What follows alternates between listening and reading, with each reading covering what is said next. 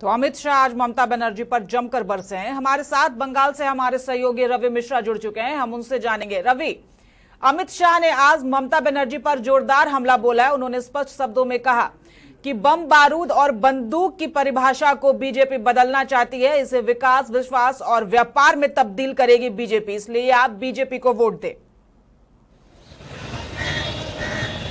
जी देखिए कृति, चुनाव को लेकर के बीजेपी और टीएमसी में कड़ी प्रतिद्वंदिता अब सामने आ रही है। एक तरफ अमित शाह और दूसरे तरफ ममता बनर्जी। इन्होंने आज लगातार रैलियां की हैं, लगातार चुनावी सभाओं को संबोधित किया है और इन दोनों ने एक दूसरे पर जमकर जबानी हमले भी किए हैं। एक तरफ अमित शाह ने सीधे सीधे कहा है कि मैं रोज प्रार्थना करता हूं कि चुनाव के परिणाम आने से पहले ममता बनर्जी के पैर ठीक हो जाए ताकि वो राज्यपाल के पास स्वयं जाकर इस्तीफा दे सके। तो वहीं दूसरी तरफ ममता बनर्जी ने सीधे सीधे अमित शाह पर निशाना साधते हुए कहा है कि अमित शाह बाहर से आकर के और यहाँ कोरोना फैला रहे हैं। तो इन तमाम मुद्दों को लेकर के बीजेपी और टीएमसी दोनों आमने सामने हैं। जी रेखा, सबसे बड़ी बात यह है कि जुबानी जंग थमने का नाम नहीं, लेकिन आज पहली बार अमित शाह ने विकास की बात की है। उन्होंने स्पष्ट शब्दों में कहा है कि व्यापार मिलेगा, बंगाल को व्यापार मिलेगा जो युवा चाहते हैं।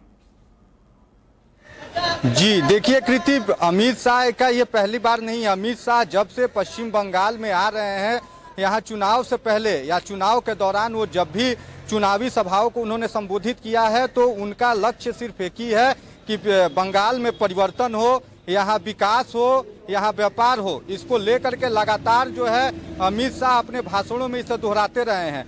पश्चिम बंगाल में बीजेपी जो चुनाव लड़ रही है उसका मुद्दा भी यही है कि हमें परिवर्तन करना है, हमें विकास करना है। उन्होंने डीएनए भी बताया था अमित शाह ने, उन्होंने कहा था कि डेवलपमेंट ही बीजेपी के डीएनए में है।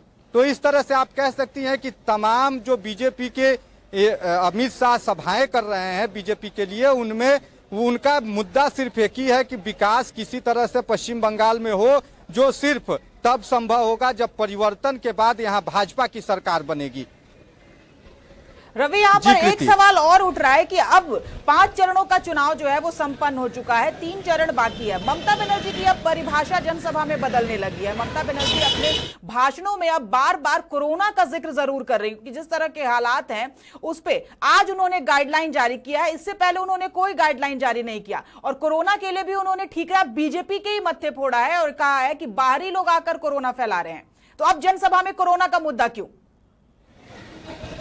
जी कृति, देखिए कोरोना पश्चिम बंगाल में लगातार बढ़ते जा रहा है, इसमें कोई कमी नहीं आ रही है। पश्चिम बंगाल में मैं आपको आंकड़े बताऊं तो एक दिन में 7,713 केस जो हैं वो सामने आए हैं और कोलकाता की बात की जाए तो करीब 1998 केस कोलकाता में सामने आए हैं। जिसके बाद अब राज्य सरकार और ममता दीदी भी जो है इसको लेकर के चिंतित नजर आ रही है। यही कारण है कि राज्य सचिवालय नवान्नों ने भी गाइडलाइंस को जारी कर दिया है कि जो भी दूसरे राज्यों से बंगाल में आएंगे उनके लिए कोरोना रिपोर्ट नेगेटिव होना अनिवार्य है। दूसरी तरफ अब राज्य सरकार सरकारी दफ्तरों में 50% कर्मचारियों को लेकर के काम करने पर जोर दे रही है। इतना ही नहीं, जो प्राइवेट कंपनियां हैं उनको कहा जा रहा है कि आप वर्क फ्रॉम होम पर ध्यान दें एक बार फिर से।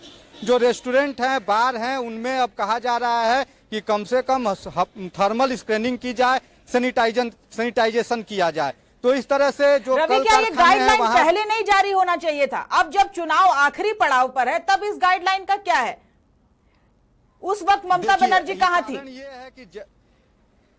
देखिए कारण यह है कृति कि पहले जो चुनाव हो रहे थे उसमें पहले के 2 चरणों को देख लिया जाए तो कोरोना का इतना संक्रमण नहीं था। दो चरण के चुनाव बीतने के बाद में कोरोना ने अचानक से रफ्तार पकड़ी है और यही कारण है कि माने 5वां चरण बीतते बीतते, क्योंकि 5वें चरण के पहले चुनाव आयोग ने भी सभी राजनीतिक पार्टियों के साथ बैठक की। उसके बाद उन्होंने कहा कि भाई 72 घंटे के पहले प्रचार बंद कर दिया जाए और रात को शाम 6 बजे से सुबह 10 बजे तक कोई भी चुनावी सभा या चुनावी प्रचार नहीं कर सकता है। तो इसको लेकर के अब जो है ममता बनर्जी ने इन बातों को उठाना शुरू कर दिया है, क्योंकि कोरोना जो है वो विस्फोटक तरीके से पश्चिम बंगाल में बढ़ रहा है। रवि, 5 चरणों का चुनाव जी खत्म हो कृति। चुका है, छठे चरण की अब बारी है। छठे चरण के लिए सभी पार्टियां अपनी जोर आजमाइश कर रही हैं और सबसे बड़ी बात यह कि अब इन्हें विकास का मुद्दा याद आया। इससे पहले जनसभाओं में सिर्फ बयानबाजी हो रही थी, अभी जो भाषण दिए जा रहे हैं उसमें ममता बनर्जी से लेकर बीजेपी तक के तमाम नेता अब विकास का मुद्दा उठा रहे हैं, क्योंकि उन्हें समझ आ चुका है कि जनता विकास ही चाहती है। जी कृति, देखिए ऐसा है कि हमने अब तक जो ग्राउंड रिपोर्टिंग की है उससे एक ही मुद्दा खुल करके सामने आया है। लोग यही कह रहे हैं कि उन्हें विकास चाहिए, शिक्षा चाहिए, रोजगार चाहिए, और ये मुद्दा लगातार जो है अब ये चुनावी चर्चा बनता जा रहा है। क्योंकि पहले तक तो सिर्फ ये था कि हमें जुबानी बयानबाजी करनी थी हर एक पार्टी को, और इस जुबानी बयानबाजी के बाद में जो 5 चरण पूरे हो गए, तो छठे चरण से अब जो है ये 3 जो चरण बाकी हैं उनमें सभी पार्टियों का जोड़, चाहे वो टीएमसी हो, बीजेपी हो, उनका जोड़ सिर्फ यही रहेगा कि वो किस तरह से विकास को अपना हथियार बनाए, मुद्दा बनाए और उस पर लोगों के बीच जाएं। क्योंकि लोग भी अब जो है वो ये बात खुल के बोल रहे हैं कि उन्हें विकास, शिक्षा, रोजगार सभी मुद्दे पर नई सरकार चाहिए। जी रवि, छठे चरण में किन किन सीटों पर ज्यादा घमासान देखने को मिलेगा हमें, आप हमारे दर्शकों को ये बताइए।